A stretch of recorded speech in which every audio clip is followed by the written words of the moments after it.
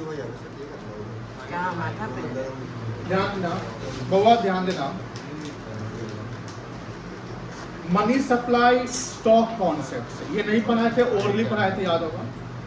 Money supply stock concept से, money supply का मतलब होता है money held by people of a country at a point of time. जब हम बोलते हैं at a point of time means money supply is the stock. Money supply is what? Stock. ये स्टॉक कॉन्सेप्ट्स को फॉलो करते हैं। When we use the money supply then people of a country में तीन ऑर्गेनाइजेशन नहीं आएगा जिनके पास money तो हेल्ड है बट वो मनी सप्लाई का पार्ट नहीं होगा। जैसे बैंक के पास पैसा है लेकिन वो मनी सप्लाई का पार्ट नहीं होगा। आरबीआई के पास पैसा है बट वो मनी सप्लाई का पार्ट नहीं होगा। गवर्नमेंट के पास पैसा है बट वो मनी सप्लाई का पार्ट नहीं होगा। These three organization is called the money supplier। India में मनी सप्लायर की जो मनी सप्लाई की जो अथॉरिटी है इसी तीन ऑर्गेनाइजेशन को मिला हुआ है। आरबीआई करेंसी इशू करती है, सब जानते हैं। आरबीआई जो सेंट्रल बैंक ऑफ इंडिया, जो एपेक्स बैंक है, रेगुलेटरी बॉडी और बैंक गवर्नमेंट का एडवाइजर भी है। आरबीआई इकोनॉमी को इन्फ्लेशन डिफ्लेशन को कंट्रोल करने का काम करता है, इकोनॉमी को स्टेबल करने का काम करता है। मॉनेटरी पॉलिसी कौन लाता है? आरबीआई। हर 2 महीने पे मॉनेटरी पॉलिसी कौन लाता है? आरबीआई। आरबीआई जो करेंसी इशू करती है तो करेंसी इशू करने यानी जो प्रिंटिंग प्रेस है करेंसी का वो 2 जगह है। कितने जगह है? 2 जगह। किसी को पता है वो? नासिक और दूसरा क्या है? मध्य प्रदेश में तो है देवास। क्या नाम है? देवास। ये 2 जगह। 1 रुपए का जो करेंसी होता है वो आरबीआई इशू नहीं करती है। 1 रुपए करेंसी कौन इशू करता है? Government of India. उसका डिपार्टमेंट एक है मिनिस्ट्री ऑफ फाइनेंस। और 1 रुपए के नोट पे किसका सिग्नेचर रहता है? फाइनेंस सेक्रेटरी का। किसका रहता है? Finance secretary. समझ लीजिए कि फाइनेंस मिनिस्टर के एक लेवल नीचे होते हैं। उसके अलावा जितना भी करेंसी इशू करता है इंडिया में होता है, जो लीगल टेंडर होता है, लीगल टेंडर का मतलब जो सर्कुलेशन में होता है, उस पर साइन किसका रहता है? Governor of RBI. Governor of RBI कोई मंत्री नेता नहीं होता है। सरकार के बदलने से आरबीआई का गवर्नर नहीं बदल सकता है, लेकिन हाँ ये कह सकते हैं कि आरबीआई जो भी काम करती है under the control of government of India. बात समझ में ना? क्योंकि मिनिस्ट्री ऑफ फाइनेंस का एक अंग होता है, एक पार्ट होता है क्या? आरबीआई। मिनिस्ट्री ऑफ फाइनेंस अगर कुछ कहा तो आरबीआई को फॉलो करना पड़ेगा। इट डज नॉट मीन कि मिनिस्ट्री ऑफ फाइनेंस बोलेगी सारा पैसा आपको दे दो तो आरबीआई दे देगा, ऐसा नहीं हो सकता है। आरबीआई के पास अपना एक स्टैट्यूटरी पावर है। स्टैट्यूटरी पावर का मतलब लीगल पावर है, क्योंकि आरबीआई संसद से एक एक्ट के द्वारा बनकर तैयार हुआ है। आप जानते हैं 1934 में इसका एक्ट आया और 1 अप्रैल 1935 से ये सेटअप हो गया। बात ये होती है कि अगर रेलवे की बात करते हैं तो रेलवे क्या है? गवर्नमेंट के अकॉर्डिंग सरकार बदल जाएगी तो रेल मंत्री बदल जाएगा, सरकार बदल जाएगी, डिफेंस मिनिस्टर बन जाएगा, तो वो सब डिपार्टमेंटल बॉडी होता है। ये चीजें आपने 11th में भी पढ़ा होगा, बीएसटी में पढ़ा होगा, रिकॉल करेगा। डिपार्टमेंटल यानी फॉर्म्स ऑफ ऑर्गेनाइजेशन याद होगा, पब्लिक सेक्टर, प्राइवेट सेक्टर, ये सब। लेकिन जो आरबीआई है, जो सेबी है, आईआरडीएआई है, आईएफएससीआई है, ये सब कहीं ना कहीं एक्ट के द्वारा बना गया है, जिसमें जो उसके हेड होते हैं कोई मिनिस्टर नहीं होते। हेड कोई स्कॉलर होता है जो जिसने क्वालिफाई किया है, जो रैंकर वगैरह होगा, समझ गए ना? यानी कोई मंत्री जो है वो आरबीआई का हेड नहीं होगा। आरबीआई का हेड जो होता है वो कौन होता है? गवर्नर। कौन होता है बेटा? गवर्नर। अब हमने बोला कि इंडिया में 3 ऑर्गेनाइजेशन को मनी सप्लाई के लिए अथॉरिटी मिला है, जिसमें लीगल टेंडर में जैसे करेंसी होता है जो आरबीआई इशू करती है, दूसरा मिनिस्ट्री ऑफ फाइनेंस जो कॉइन्स इशू करती है, तीसरा सरकार ने बैंक को भी अथॉरिटी दिया कि आप ना चेक वगैरह, बॉन्ड वगैरह, एफडीआर, ये सब बैंक के थ्रू आप ट्रांसफर कर सकते हैं। पैसे किसी को लेने हैं तो चेक पर आप पैसे मतलब मेंशन कर सब कुछ कहने के मनी आपको मिल सकता है। तो हमने बोला कि money supply follow the stock concept. Money supply what follow? Stock concept. What is the money supply? Money held by people of a country at a point of time other than money held by other than मतलब उस money held by what? 3 को बोला, government of India, RBI and commercial bank. They 3 are what? ये तीनों क्या है? They three are what? Money supplier. They are money supplier. इनके पास अपना पैसा, कोई दिक्कत नहीं है। आपको थोड़ा सा यहाँ तक पढ़ना है और बताइए कोई भी वर्ड में सेंटेंस में दिक्कत हो रहा है, पढ़ के देखिए।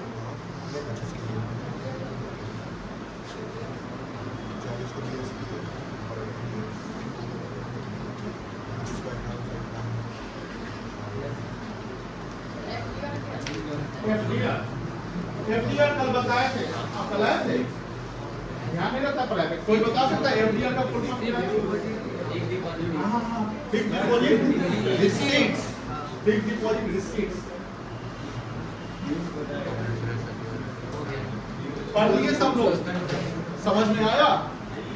नहीं आया? आ गया होगा, जो हमने बोला वही लिखा हुआ है। Money supply refers to the total amount of money held by people of a country at a point of time. यहाँ पर दो चीज लिखा हुआ है कि फ्लो कॉन्सेप्ट क्या करता है, फॉर द पीरियड टाइम, जहाँ टाइम डायमेंशन मेंशन होता है, चाहे वो एक दिन हो, एक सप्ताह हो, एक साल हो, वो टाइम डायमेंशन है तो क्या हो गया, फ्लो हो गया। लेकिन स्टॉक में क्या होता है, at a point of time, जहाँ टाइम डायमेंशन नहीं होता है। अब आगे लिखा है कि money supply does not include RBI. RBI को क्या बोलते हैं, central bank, government of India and commercial bank. Commercial bank में क्या आएगा, एसबीआई, पीएनबी, सब बैंक ऑफ बड़ौदा आ जाएगा। मनी सप्लाई फॉलो द, कौन सा कॉन्सेप्ट मनी सप्लाई फॉलो करेगा, stock concept. RBI, government of India and commercial bank are the money supply. RBI issue currency except 1 rupee note, कल बता दिया था। गवर्नमेंट ऑफ इंडिया का डिपार्टमेंट क्या है, मिनिस्ट्री ऑफ इशू क्या करता है, कॉइन्स। एक चीज और लिख लीजिए, एंड 1 रुपी नोट कह सकते हैं।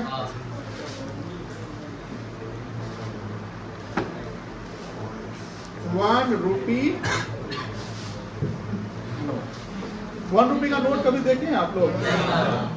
उसमें इमेजिन करिए उसमें क्या लिखा रहता है,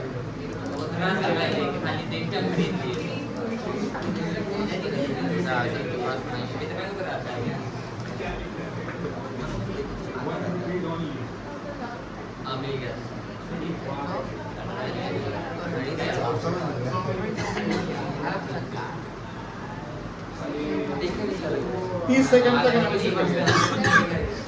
है।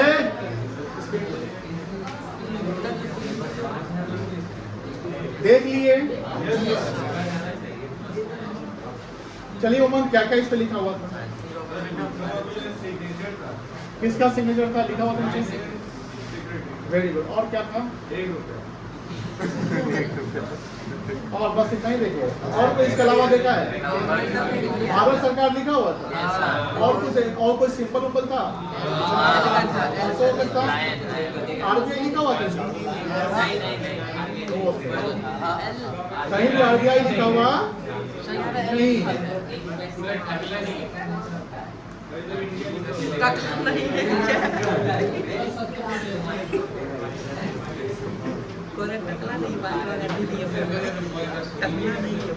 आप दोनों खड़े हो जाइए। आप जस्ट शट योर माउथ।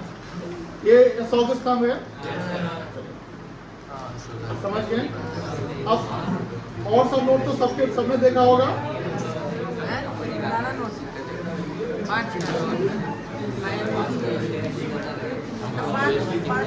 पाँच का नोट,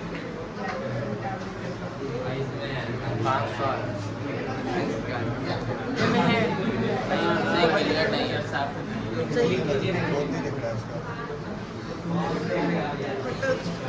30 सेकंड देखो, फिर पूछें क्या क्या लिखा हुआ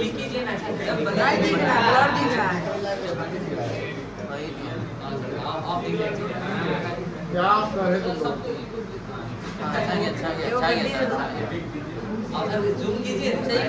जूम तो कर ही रहे थे, तुम लोग बोलता है नहीं दिख रहा।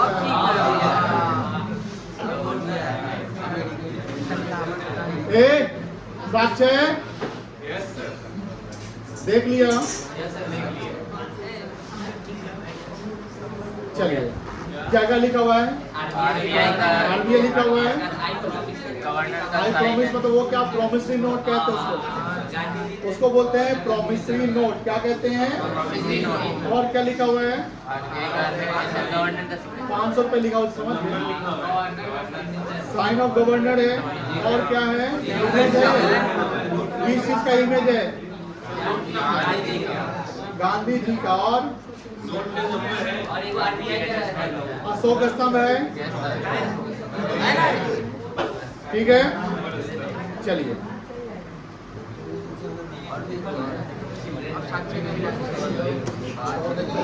यहाँ देखो भगवान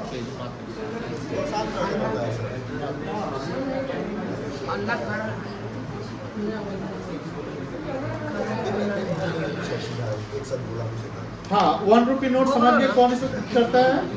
भारत सरकार। Commercial bank issue FDR. FDR का फुल फॉर्म जानते हैं ना सब लोग? कल फिर पूछेंगे, और ये मत बोलना कि सर कल क्या बताए थे, याद रखिएगा। एनचेक्स etcetera.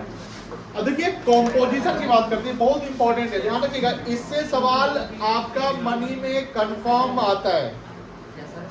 Composition of money, money supply क्या है, ये आने का चांस कम है। मतलब आज नहीं पढ़ेंगे ऐसा नहीं है, चांस कम है का मतलब क्या है?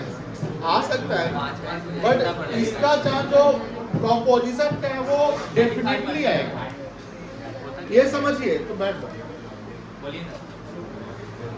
मनी सप्लाई का जो कॉम्पोजिशन होता है उसके 4 कॉम्पोजिशन है, M1, M2, M3, M4।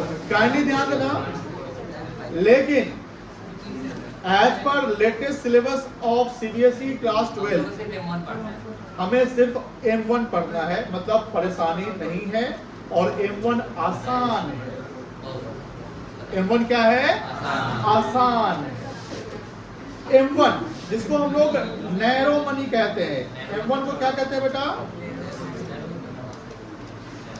Narrow money समझते हैं? जैसे M1 जो होता है ना, जैसे आप M2 की जब बात करते हैं, M2 पढ़ना एक बार समझ लीजिए। जब हम M2 की बात करते हैं तो M2 कहने का M1 का एक्सटेंशन होता है। एक्सटेंशन का मतलब कि M2 में M1 सारा तो आ ही जाएगा, कुछ और एलिमेंट आ जाएंगे। जब M3 में जाते हैं तो M3 में M2 तो आ ही जाएगा, कुछ और एलिमेंट आ जाएंगे। जब M4 में जाएंगे तो M3 का सारा एलिमेंट आ जाएगा प्लस एडिशनल। तो कहीं ना कहीं जैसे से आप लेवल पर आ रहे हैं, मनी का फॉर्म तो कॉन्सेप्ट से और बढ़ता चला जा रहा है। बट हमें पढ़ना है M1, यानी पहला स्टेप पढ़ना है M1, जिसको हम नैरो मनी कहते हैं। क्या कहते हैं? और M1 में क्या क्या कैलकुलेट होता है, बस ये याद रखिएगा। CDD-OD इजी है। CDD-OD तीनों को जोड़ेंगे तो M1 आएगा, यानी कॉम्पोजिशन मनी सप्लाई M1 का कॉम्पोजिशन क्या क्या आएगा? CDD-OD। आप मुझे बताइए सर, C मतलब क्या होगा? C मतलब C for points and currency. C for what? Points and currency. बुआ पॉइंट समझ रहे बेटा? करेंसी समझ रहे बेटा? C फॉर क्या हो गया? Coins and. अब आ गया DD, ये बड़ा इंपॉर्टेंट है।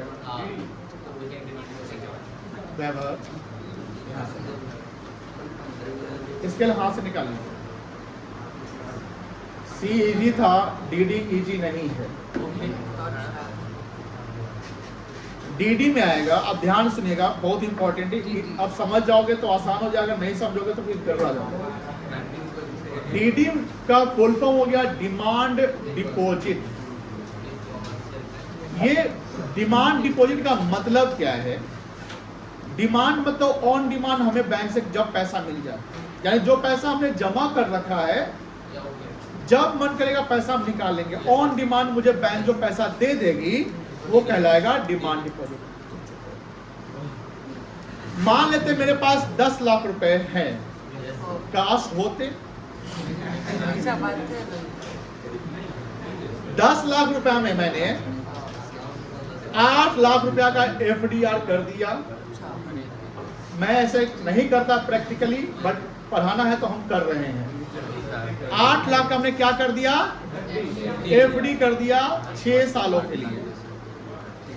आज है 16 मई 2025, हमको मिलेगा 15 मई 2031 को वो जो 8 लाख रुपया का प्लस इंटरेस्ट जो मैच्योरिटी वैल्यू है वो मिल जाएगा।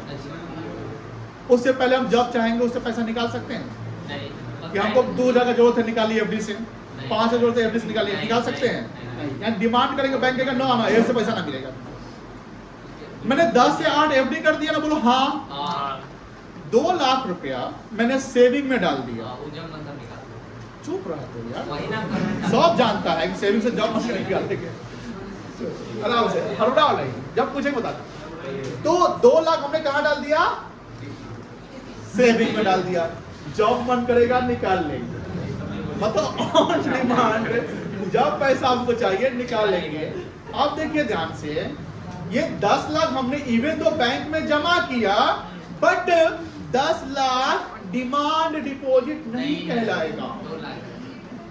तो फिर कितना कहलाएगा? जितना का आप डिमांड कर सकते हैं। तो कितना कर सकते हैं? 2 लाख। समझ गए? लेकिन एक और बात ये है, वही तो बताने जा रहे हैं आप। मान लेते हैं, आप आइए यहाँ पे थोड़ा सा, यही सामने कोई आ सकता है? आ जाओ लोग, हिंदी समझ में आए तो हम ही समझा देंगे। लोगों छोड़ो, कोई नहीं आओ, हम ही है। चलो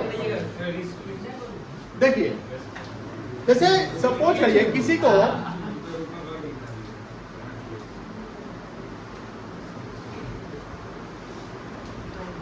हम आप ही को देख रहे हैं सौम्यम जी।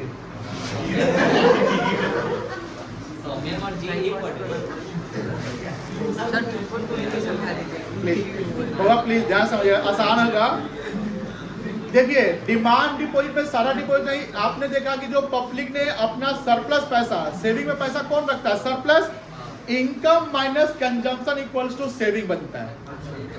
Income minus consumption equals to saving. हमने कमाया 25,000, खर्चा किया 24,000, तो सेविंग हुआ 1,000।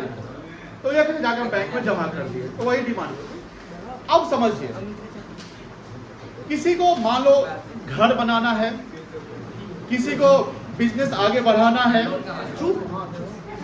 बिजनेस बढ़ाना है, किसी को गाड़ी खरीदना है, किसी को एजुकेशन लोन लेना है। उसने वो बैंक के पास गया। सुनो, कहाँ गया? बैंक के पास गया। बैंक के पास गया, बैंक को उसने बोला कि मतलब अप्लाई किया लोन के लिए। किसके लिए लोन अप्लाई किया? लोन के लिए। बोला बैंक हमको लोन चाहिए। बैंक बोला ठीक है, तुम सिक्योरिटी दे दो, हम तुमको लोन दे देंगे। अब हुआ क्या? बैंक बोलता है ठीक है, हम तुम्हारा सिक्योरिटी वेरिफिकेशन कर लेते हैं, जो भी एविडेंस है वेरीफाई कर लेते हैं, आधार कार्ड पैन कार्ड जो भी चेक कर लेते हैं, अब तुमको हम लोन दे देते हैं। कितना का लोन चाहिए? बोलता है दे दीजिए 4 लाख का। ना इतना ना मिलेगा। तुम एक काम कर, 1.5 लाख का लोन ले। अच्छा दे दीजिए। देखिए बैंक को ना 2 लाख रुपया कस्टमर से डिपॉजिट आ गया था, आया था अभी बताया ना, वही 10 लाख 2 लाख। एफडी तो 8 लाख हो गया, और सेविंग में कितना है? 2 लाख। बैंक जब लोन देती है तो अपना पैसा थोड़ी देती है, दूसरा का एक का डिपॉजिट आता है, दूसरे को लोन देती है। आप समझिए, जिसने अपना पैसा बैंक में जमा किया उसको डिमांड डिपॉजिट का पार्ट मानेंगे, जो सेविंग में है एफडी में है वो नहीं मानेंगे। और जिसने अपना पैसा सेविंग में जमा किया वो डिपॉजिट है। क्या है? बट वो डिपॉजिट को कहेंगे प्राइमरी डिपॉजिट। क्या कहेंगे? Primary deposit. मतलब primary deposit is the money deposited by the person who have surplus. वो उसका अपना पैसा बैंक में जमा किया। दूसरा, अभी एक लोन लेने आया था ना, बैंक बोला कि तुमको हम 1.5 लाख रुपया का लोन दे देंगे। देखिए लोन का प्रोसेसिंग आप लोग नहीं जानते तो मैं बताता हूँ। आपका बैंक में अपना खाता रहेगा, सब कुछ है, ठीक है। जैसे लोन मिलेगा ना तो एक लोन अकाउंट बन जाता है। क्या अकाउंट बन जाएगा? और वो 1.5 लाख रुपया जो आपको सैंक्शन किया गया है, सुनिए ध्यान से, 1.5 लाख रुपया जो आपको सैंक्शन का मतलब होता है कि आपको पास कर दिया गया, तो वो आपके लोन अकाउंट में डाल दिया जाएगा, क्रेडिट एंट्री कर दिया जाएगा कि भैया इनको लोन हमने 1.5 लाख दे दिया। अब मुझे बताओ, जिसको 1.5 लाख का लोन मिला उसको भी तो एक चेकबुक मिल जाएगा उस लोन अकाउंट से रिलेटेड। लोन का पैसा चले कैश में विड्रॉ नहीं होता है, क्योंकि इसमें क्या ना फ्रॉड का चांस ज्यादा होता है। मान लीजिए कि आप लोन लिए बिजनेस के नाम पे, आप कैश निकाल के कहीं और लगा दिए। आपने घर बनाने के नाम पे लोन लिया, कैश निकाल के और कहीं लगा दिए। इसलिए लोन का पैसा जनरली चेकेबल ट्रांसफर होता है, क्रेडिट एंट्री होता है। मतलब हमें 1.5 लाख का लोन मिल गया, ये हमारे सप्लायर मान लेते हैं तो हम इनको चेक दे देंगे। ध्यान रखिएगा, चेक लोन का पैसा एटीएम से विड्रॉ नहीं होता है, एटीएम से विड्रॉ सेविंग्स जनरली होता है। इसे देखिएगा, क्रेडिट कार्ड जिसको मिलता है तो क्रेडिट कार्ड से जब आप एटीएम से विड्रॉ करते हैं वहां लिमिट होता है कि इतना ज्यादा नहीं निकलेगा, और अगर निकालते हैं तो उस पर इंटरेस्ट आपको 36% तक चल जाता है। इसलिए जनरली क्रेडिट कार्ड या लोन का पैसा कैश में नहीं निकलता है। अब समझिए, आपको एक लोन अकाउंट बना दिया गया, आपको लोन के रिलेटेड एक चेकबुक दे दिया गया। अब आप मुझे बताइए, क्या आपको पैसे की जरूरत हो या किसी को देना हो पैसा, क्या आप उस लोन का जो आपको लोन सैंक्शन हो गया है वो पैसा अभी तो आप ही का एक तरीके से निकाल कर दो, बाद में बैंक को चुकाओगे, वो तो जरूरी है, ठीक है, बट वो पैसा बैंक ने आपको दिया ना कि लो आप तुम इसका खर्चा कर सकते हो, तुमको जो करना कर सकते हो। ये जो लोन वाला पैसा है जो आपको लोन के रूप में ट्रांसफर कर दिया गया है, बैंक ने क्रेडिट एंट्री कर दिया गया है, और बैंक वो पैसा फिजिकली कैश आपको नहीं दे रही है, सिर्फ अकाउंट ट्रांसफर कर रही है। पैसा कहां पड़ा? फिजिकली बैंक में ही पड़ा हुआ है, बट वो अकाउंट ट्रांसफर हो रहा है और आप चेक से ट्रांसफर कर रहे हैं। इसको भी बोलते हैं डिपॉजिट। ये भी ऑन डिमांड।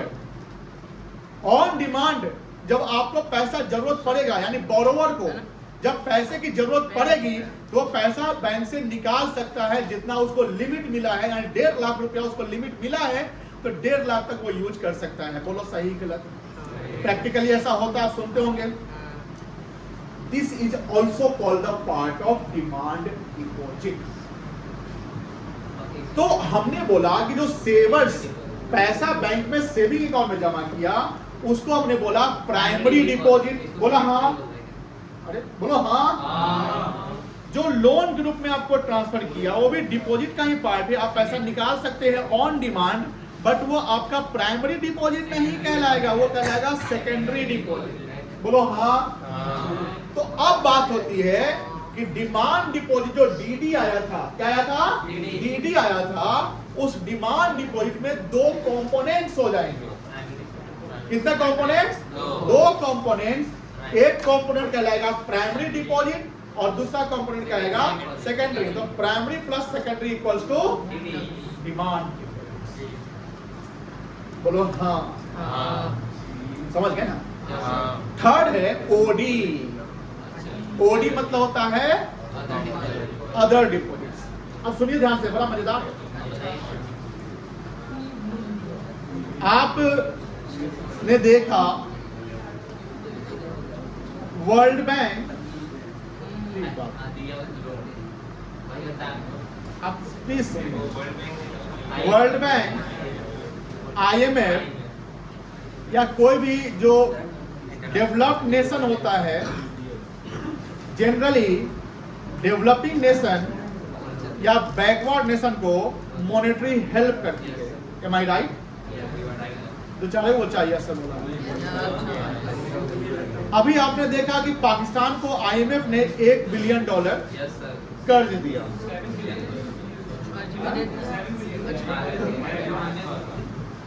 ये आपको कहां से खबर मिला?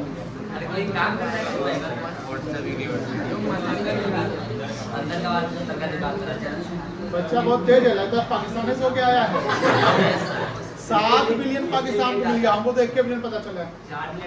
अब मुझे बताइए, पेपर में जितना रहेगा हम उतने ना बोलेंगे। हम बोल देंगे 7 बिलियन, बच्चा कहेगा कहाँ देखे थे, कहाँ सुने थे, बताइए। अब पाकिस्तान बोलता है कि हम इंडिया का फाइटर जेट उड़ा दिए, तो कहाँ एविडेंस है? तो वही बात ये बच्चा बोलते हैं 7 बिलियन, एविडेंस चाहिए। क्या चाहिए? एविडेंस। 7 मिला, 6 मिला, 10 मिला, डजन नो। जो ऑफिशियल है आपको वो बोलना पड़ेगा। बात समझ गए? ये सब प्रोपेगेंडा कहते हैं। क्या कहते हैं? प्रोपेगेंडा का समझते हो? मिसलीड करना, मिस इन्फॉर्मेशन। आपने कहीं सोशल मीडिया पर देख लिया, वही बोलने लगे, भाई वो सब नहीं करना है। सुनिए प्लीज, हमने अभी IMF का नाम लिया ना? Yes sir. वर्ल्ड बैंक का नाम लिया ना, yes sir. And developed nation का ही नाम लिया। चलिए इन लोगों का ना अपना पैसा कुछ दूसरे कंट्री के सेंट्रल बैंक में जमा रहता है। अब दूसरा कंट्री का सेंट्रल बैंक, जैसे इंडिया का सेंट्रल बैंक आरबीआई हो गया, तो हर कंट्री का अपना सेंट्रल बैंक यानी मेन बैंक होगा जहां सरकार का अपना खाता होता है। आईएमएफ का पैसा सिर्फ पाकिस्तान को ही नहीं जाता है, भारत को भी मिलता है। वर्ल्ड बैंक से पैसा भारत को भी मिलता है, लेकिन भारत के किसी बैंक में यानी जैसे जल्दी आरबीआई कहते हैं, उनका पैसा यहाँ पर डिपॉजिट रहता है। आप देख रहे होंगे जापान में बुलेट ट्रेन बनाने के लिए पैसा दिया है ना। जो नाबार्ड, नाबार्ड का फुल फॉर्म किसी को पता है? बताएं होंगे सर। नाबार्ड, NABARD, नाबार्ड। नहीं बताया है, कोई गूगल नहीं करेगा। नहीं बताए हुए हैं, नहीं बताए हुए हैं, पक्का नहीं बताए हुए हैं। हमारे यहाँ पर हम आपको नहीं बताए, ऐसा हो सकता है क्या? हो सकता है। वाह, अब देखते हैं हम बताएं कि नहीं बताएं। हम कहीं ना कहीं तो बताए जरूर होंगे। पता ना गहराई में गए।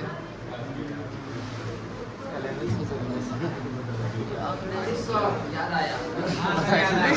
याद आया। नवाज के बारे में।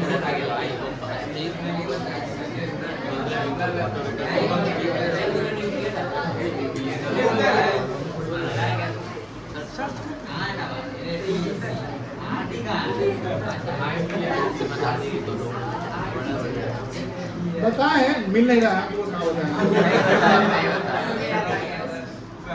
ऐसे फुल फॉर्म होता है national agriculture bank and rural development.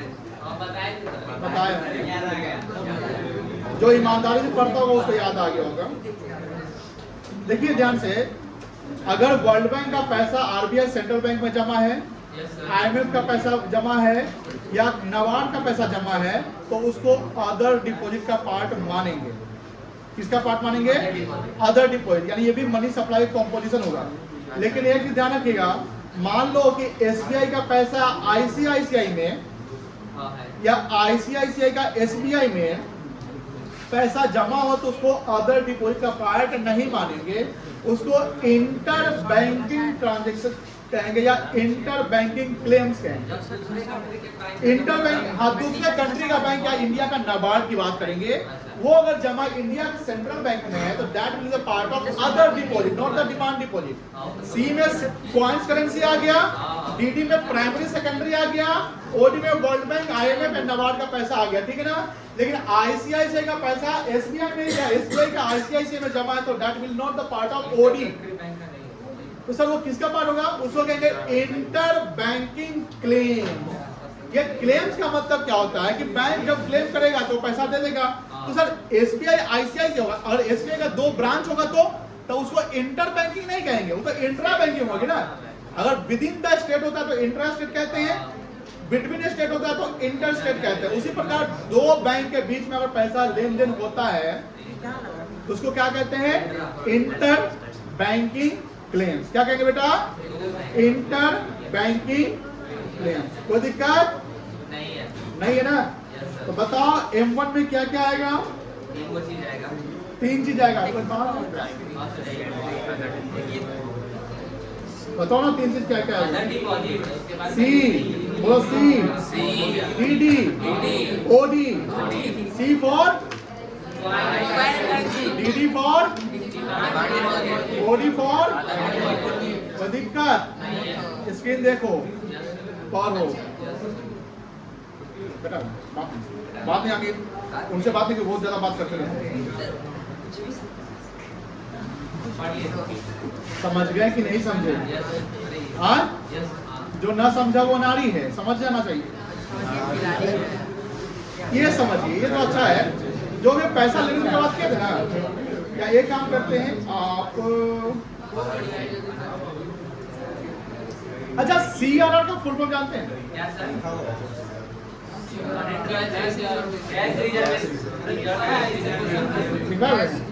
वहाँ लिखा हुआ था लिखा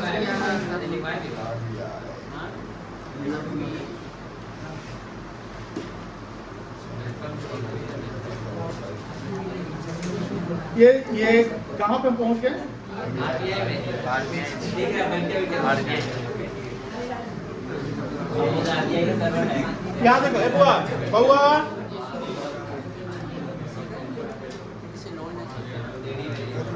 ये रिजर्व रेट से लिखा हुआ है ना, ये एक्सचेंज रेट है, पॉलिसी रेट से, डिपॉजिट से, लेंडिंग मतलब क्या होता है, और मार्केट ट्रेंड्स क्या है, ये सारा कुछ है। आरबीआई का ऑफिशियल वेबसाइट है। हमको रिजर्व रेट पे चलना है। रिजर्व रेट दो रेट दिखेगा, एक दिखेगा CRR और एक दिखेगा SLR। पहले देखिए कि अभी कितना चल रहा है, एक 4% चल रहा है और एक 18%। समझिए इसको, बाबा प्लीज समझ लीजिए। क्या होता है सर? ये काफी इंपॉर्टेंट है। कितना कैश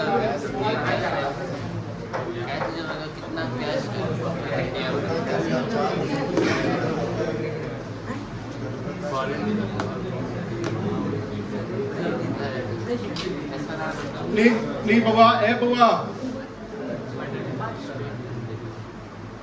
बैंक में जिसको नौकरी करना है और बैंक में जिसको नौकरी नहीं करना है, वो दोनों यहाँ ध्यान से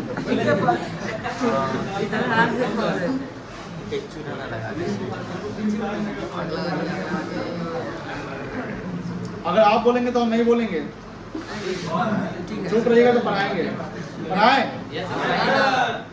चलिए अब हम बोलेंगे तो बीच में ऋषभ जी आप जानते हुए भी अनजान रहिएगा, चुप रहिएगा। अब समझिए, आरबीआई इंडिया में जितनी भी नेशनलाइज बैंक है, रूरल बैंक को छोड़कर इंडिया में जितने नेशनलाइज बैंक है उसको regulate, advice, monitor, guide RBI करता है। हमने अभी बोला रूरल बैंक को छोड़कर, जनरली रूरल बैंक मतलब ग्रामीण बैंक जो होता है, इसको मॉनिटर, गाइड, रेगुलेट नाबार्ड करती है, national agriculture bank and rural development. यानी जैसे आरबीआई हो गया वैसे नाबार्ड हो गया, क्योंकि आरबीआई सबको कंट्रोल या मैनेज नहीं कर सकती है, आरबीआई की बहुत सारे काम हैं। अब यहाँ बात होती है कि इंडिया में अभी तक कोई भी नेशनलाइज बैंक, मेरी सब पे ध्यान रखिएगा, मैंने बोला इंडिया में अभी तक कोई भी नेशनलाइज बैंक कोलैप्स नहीं किया है। सर आप नेशनलाइज वर्ड यूज कर रहे हैं, आप रूरल बैंक नहीं यूज कर रहे हैं। क्या ऐसा कोई बैंक है जो कोऑपरेटिव बैंक है जो कोलैप्स कर गया है? तो मेरा जवाब होगा यस, कोऑपरेटिव बैंक कोलैप्स किया है। आप हाल फिलहाल में महाराष्ट्र में एक न्यूज आया था, कोविड के पहले आया था कि महाराष्ट्र कोऑपरेटिव बैंक जो है कोलैप्स करके आया। उसका जो एमडी होता है, मैनेजिंग डायरेक्टर, वो बहुत बड़ा फ्रॉड करता है कैश का लेन देन में, और उस समय जो है आरबीआई को बीच में आना पड़ जाता है और वहां पर जितने भी सेविंग में पैसे जो डिमांड डिपॉजिट के पार्ट होते हैं उसको फ्रीज कर दिया जाता है कि आपका हॉल्ट हो गया है, मतलब कि एक लिमिट लगा देता है कि आपको 5,000 एक दिन में निकालना, उससे ज़्यादा नहीं निकाल सकते हैं। इसलिए जब हम लोग as a Indian citizen aware होंगे तो पैसे का अगर हमको डिपॉजिट बैंक में अकाउंट खुलवाना है, ध्यान रखिएगा कोऑपरेटिव बैंक में नहीं खुलवाइएगा, और अगर कोऑपरेटिव बैंक खुलवा रहे हैं तो हेवी अमाउंट मत रखिएगा। इवन तो आपके रिलेटिव कोऑपरेटिव बैंक में पीओ बन गए हैं, आप बोलते हैं कि अकाउंट खुलवा के 10 लाख एफडी कर लिए, ध्यान रखिएगा वो तो हो गया, खुदा ना खासा कोऑपरेटिव बैंक कोलैप्स कर गया, क्योंकि होने का चांस थोड़ा बहुत, देखिए हमने बोलते सारा कोलैप्स कर जाएगा, थोड़ा बहुत रहता है तो वहां पैसा फंसने का, देखो पैसा तो निकल जाएगा लेकिन टाइमली नहीं निकलेगा। मान लो किसी का कोऑपरेटिव बैंक में 20 लाख रुपया है और उसको 15 दिन में शादी में खर्चा करता है, कहां से होगा? दिक्कत हो जाएगी ना। अब समझिए इंडिया में जैसे हमने बोला कि कोई भी नेशनलाइज बैंक कोलैप्स नहीं किया है, उसका रीजन होता है इंडिया जैसे RBI is the regulatory bank है ना, इंडिया की जितनी बैंकिंग जो सेक्टर है उसको रेगुलेट करने का काम आरबीआई करती है। आरबीआई हर बैंक को इंस्ट्रक्ट करती है कि तुम्हारे पास जो डिपॉजिट्स आएगा ना, डिमांड डिपॉजिट समझ ना, डिमांड डिपॉजिट, जो डिपॉजिट्स आएगा, डिमांड डिपॉजिट जब मैं बोलूं ना तो उसमें प्राइमरी और सेकेंडरी दोनों लेके चलना है, ठीक है ना, प्राइमरी और सेकेंडरी। लोन वाला पैसा कौन डिपॉजिट कराएगा और सेविंग वाला पैसा तो दोनों डिपॉजिट। तो बोलता है आरबीआई बैंक को कि तुमको मान लो कि जो डिपॉजिट आया तो पैसा तुम्हारे पास है, अब तुमको मान लो कि 10 करोड़ का कहीं से डिपॉजिट आया अब कोई 10 करोड़ का लोन मांगने आया तो तुम 10 करोड़ पूरा दे दोगे? गलत बात है। मान लो जिसने 10 करोड़ जमा किया वो फिर पैसा मांगने आया तो कहाँ से दोगे? दूसरी बात कि तुम्हारा अगर मतलब स्कार्सिटी फंड का होगा तो फिर क्या करोगे? तीसरा कि तुम्हारा अगर बैंक कोलैप्स की सिचुएशन में होगा तो हम क्या करेंगे? तो एक काम करो, तुम ना जितना डिपॉजिट आ रहा है तुम कुछ रिजर्व रख लो। आप अकाउंट से भी लॉजिक लगाएंगे तो आसान हो जाएगा। अकाउंट से लोग करते हैं कि जब कंपनी या फर्म को प्रॉफिट होता है तो उस प्रॉफिट या कुछ का रिजर्व कर लेता है कि फ्यूचर में अगर कोई घटना होगी तो हम रिजर्व से उसको यूज कर सकते हैं। बात समझा नहीं? आरबीआई भी यही कहती है कि तुम रिजर्व रखोगे। This is the legal reserve ratio. Legal मतलब कि legally every bank must maintain CRR at least 4% and SLR at least 18%. The full form of CRR is cash reserve ratio and full form of SLR is statutory liquidity ratio.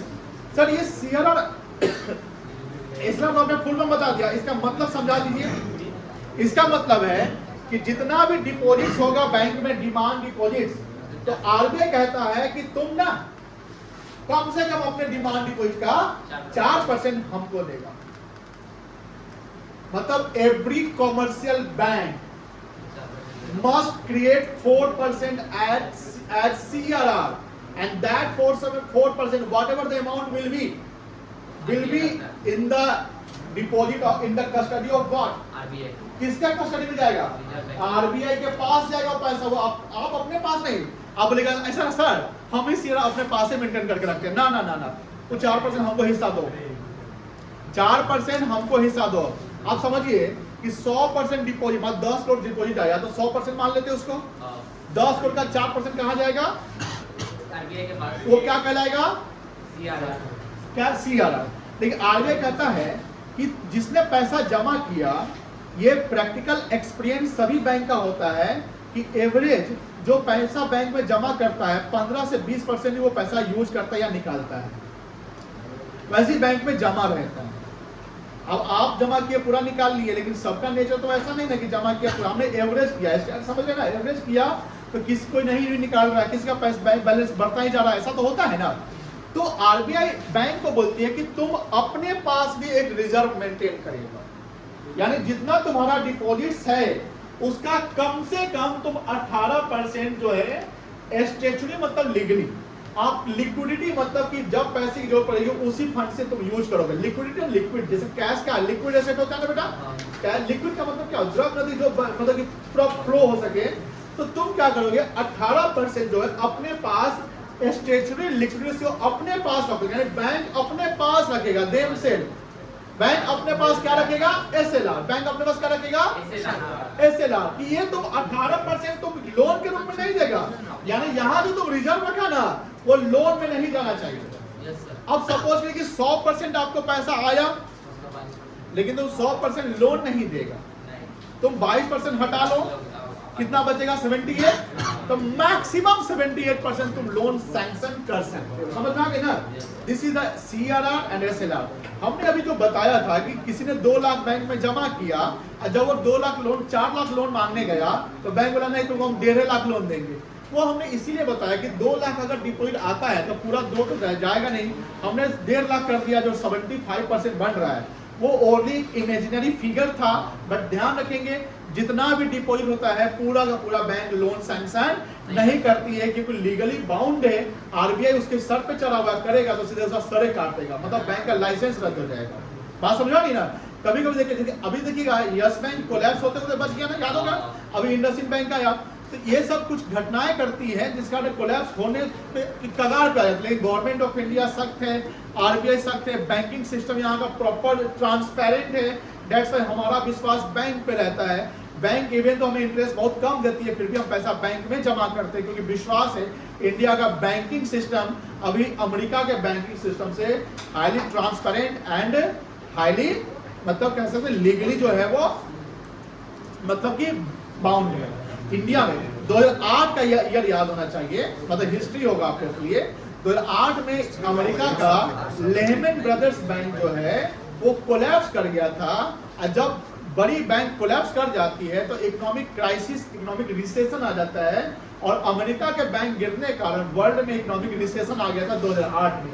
देखिए कभी Google वगैरह करिएगा तो 2008 का GDP of country देखिएगा या 2008 का economic crisis, तो उसमें लेहमैन ब्रदर्स का जिक्र मिलेगा, क्योंकि वो बड़ी बैंक थी तो वो लोन जब सैंक्शन करती थी तो एक ही प्रॉपर्टी पे डिफरेंट लोन लोगों को दे देते थे।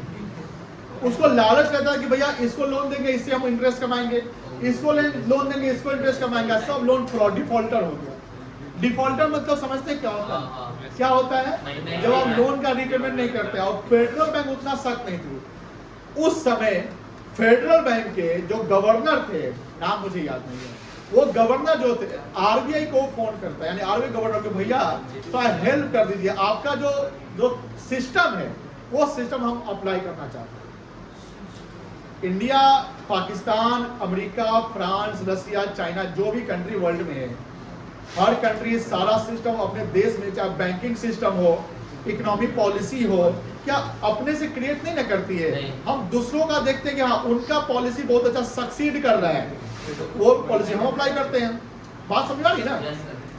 सीआरआर समझ गए, एसएलआर समझ गए। थोड़ा सा इस पर नजर डालिए ध्यान से। वही है जो पढ़ा है। यहाँ ए पब्लिक है, वो 10,000 बैंक में जमा किया, इस डिपोजिट को क्या कहेंगे? क्लियर है? अब 10,000 एसबीआई जो है उसमें से ना 2200, 18.4 22% होता है ना, 2200 क्या कर लेता है? तो 10,000 से 2200 निकालने में कितना बचा? मिस्टर बी को लोन दे दिया। तो ये लोन जो है कौन सा डिपोजिट? सेकेंडरी। तो यहाँ मुझे बताइए, अगर इसको इससे पूछे कि डिमांड डिपोजिट कितना आएगा, बता सकते हैं? डिमांड डिपोजिट कितना आएगा? 10,000 प्लस डिमांड डिपोजिट में प्राइमरी डिपोजिट प्लस दोनों आता है ना। बी अगर डिमांड निकलेगा तो कितना पैसा निकाल सकता है? मतलब नहीं, बी 7800 निकाल सकता है और ए कितना निकाल सकता है? इवन तो फिजिकली 10,000 बैंक में पैसा है, लेकिन बैंक मनी से मनी बनाती है। मनी क्रिएशन कहते हैं इसको। मनी क्रिएशन क्या होता है कि आपसे हमने पैसा ले लिया, उसका कुछ रिजर्व रख लिया, फिर उनको हमने लोन दे दिया। तो डिमांड भी पहले इनसे ही था, लेकिन इनको जैसे हमने लोन दिया तो एक ही पैसा डबल फॉर्म में डिमांड का पार्ट हो गया। फिर होगा क्या, इनका पैसा मेरे पास आएगा, फिर उसका कुछ फिर रिजर्व रख लेंगे, फिर हम आगे क्या करेंगे? लोन बढ़ा देंगे। This is called the money creation by the commercial bank. ये टॉपिक हम लोगों को पढ़ना भी है। तो यहाँ पर डिमांड डिपोजिट आएगा 10,000 प्लस 7,800, 17,000 प्राइमरी कमर्शियल। रिजर्व कितना रखना है? देखो रिजर्व में 2 रिजर्व आ गया आपका, क्या क्या गया? और एसएलआर, सीआरआर समझना। सीआरआर पर ये क्या लिखा हुआ है? Of the deposit. कोई दिक्कत? एसएलआर पर ये नहीं, जैसे हर बैंक का अपना होता है, जैसे आपका क्वार्टरली ऑडिट होता है, क्वार्टर का जो एंड होता है, क्लोजिंग होता है, उस समय जो आपका डेटा है डिमांड को कुछ बैलेंस शीट निकलता है, उसका आपको चेक करना है कितना सीआरआर हो रहा है। देखो ये एटलीस्ट की बात है, यदि बैंक 5-6% सीआरआर जनरली रहता है, कम से कम आपको इतना रखना है। यानी ये कहने का एक बेंचमार्क है, लेवल है, इससे नीचे नहीं जा सकते, इसके ऊपर आप जा सकते हैं। चलिए एसएलआर पढ़ लीजिए, कर लिए एसएलआर, कोई दिक्कत नहीं है। अदर डिपोजिट पढ़ लीजिए, ओडी या ओडी, सीडीडी एंड ओडी, इनों को जोड़ेंगे तो क्या आएगा? क्या आएगा?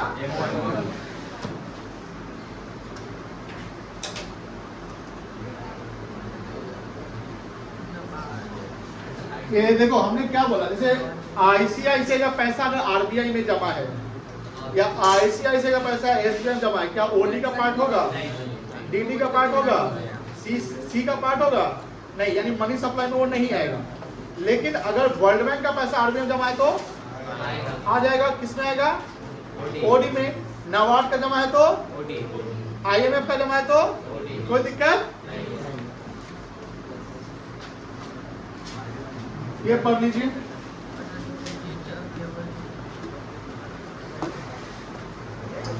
आईएमएफ जो पैसा जमा करेगा या वर्ल्ड बैंक जमा करेगा, वो पैसा आरबीआई को जाएगा। जनरल पब्लिक उसको यूज कर सकती है? आता है 8:30 बजे, जाता है 9 बजे, तो पता नहीं।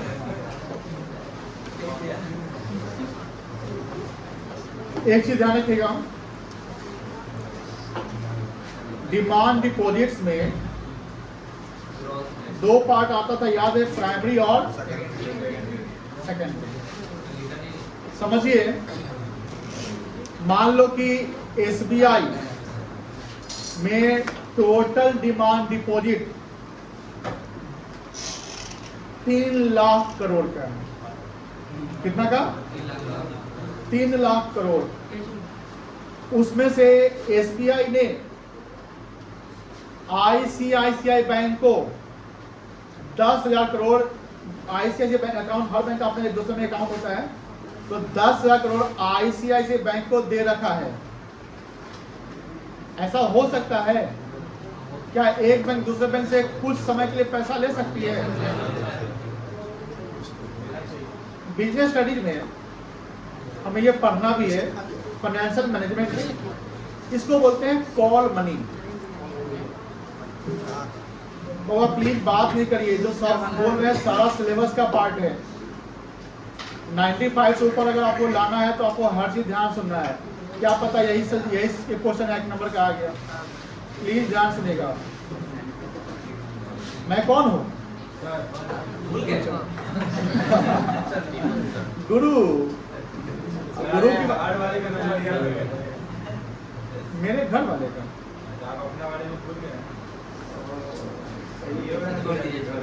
अरे भाई, अरे भाई, तू ये पहुंचा देना। चलिए, हम कहाँ थे? कौन है? हम भूल गए थे। अच्छा, एसबीआई के पास कितना मनी जमा है? मनी, उसके बाद डिमांड डिपॉजिट है। हमने अभी बोला कि जब, देखो दोनों आवाज को, एक बैंक को पैसे की जरूरत हो अर्जेंट बेसिस पे, तो पब्लिक को नहीं बोला कि आकर सब लोग जमा कर दीजिए, वो तो पॉसिबल नहीं है ना। लेकिन जिस बैंक को पैसे की जरूरत है उसको पता है कि पैसा हमसे कहाँ से मिल सकता है। कहीं ऐसे जगह से जहाँ पैसा रहता है, तो पैसा कहाँ आता है? बैंक में रहता है। बैंक का मैनेजर फोन करेगा, मेरे बात तो सुन ले। एक ब्रांच में एक मैनेजर ही हेड होता है। Just listen. वो मैनेजर फोन किया कि हमको 3 करोड़ दे दो। वो 3 करोड़ ले लिया।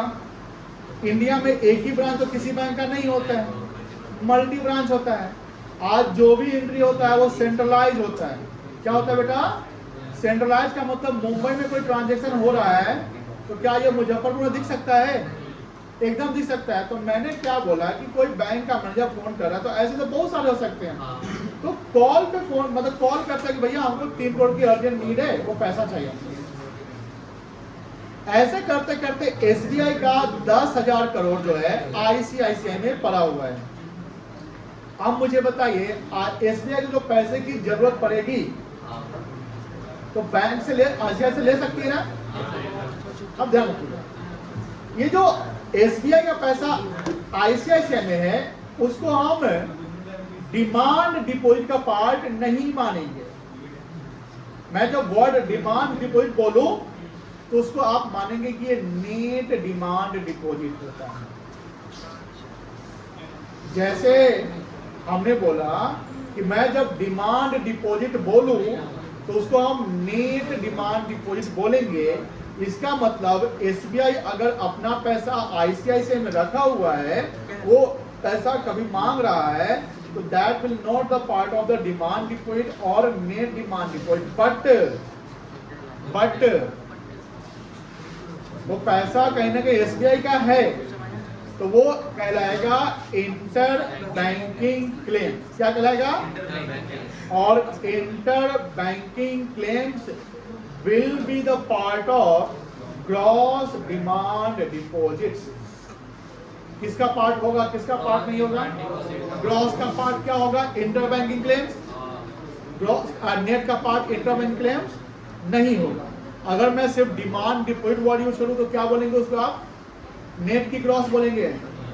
अगर मैं सिर्फ डिमांड डिपॉजिट बोलूं तो उसको क्या मानेंगे? नेट की ग्रॉस, नेट मानेंगे। कोई दिक्कत? पढ़ो इसको।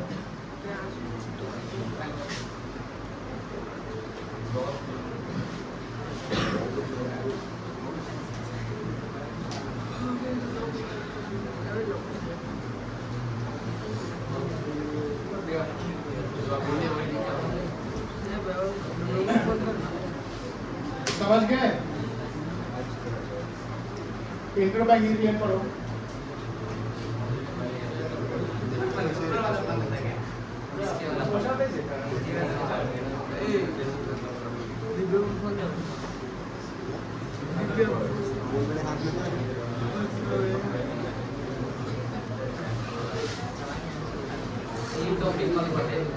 समझ गए? अच्छा, इंटर बैंकिंग क्लेम किसी का एसेट किसी का लायबिलिटी हो सकता है? हो सकता है। अगर एसबीआई आईसीआईसी में पूछूं तो एसबीआई के लिए एसेट और लायबिलिटी होगा और आईसीआईसी के लिए समझ गए?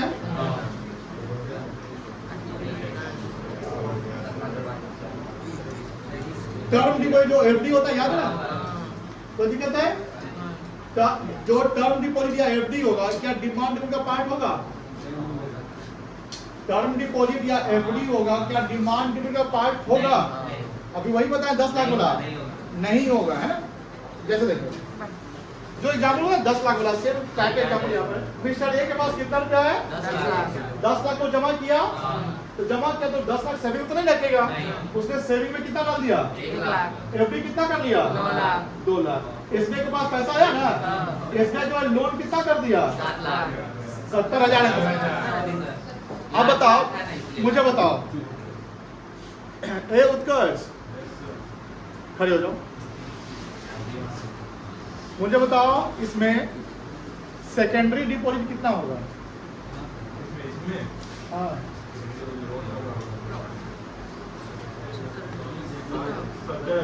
70,000। आप बताइए बेटा कितना होगा सेकेंडरी डिपॉजिट? 70,000। पीयूष 70, रितिका, आयुष, ऋषभ, हाँ?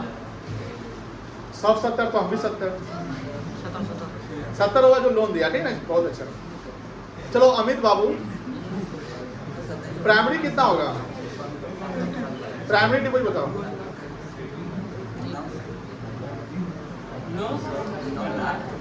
9 लाख। रुपा 1 लाख। आर्या, उनको बैठाओ, फैन चालू कर दो। 1 लाख कितना होगा? 9 लाख कैसे बढ़े? बोला गया 9 लाख, नहीं बोला था 1 लाख, है ना? चलो कितना होगा? 1 लाख। चलो कौन जोर से बोला 1 लाख? चलो वो मांगे डिमांड डिपॉजिट कितना होगा? डिमांड डिपॉजिट बता दो। हाँ वेरी गुड, 1,70,000। ठीक है, 9 लाख लेना होगा, है? ये पढ़ो, आए हुए हैं।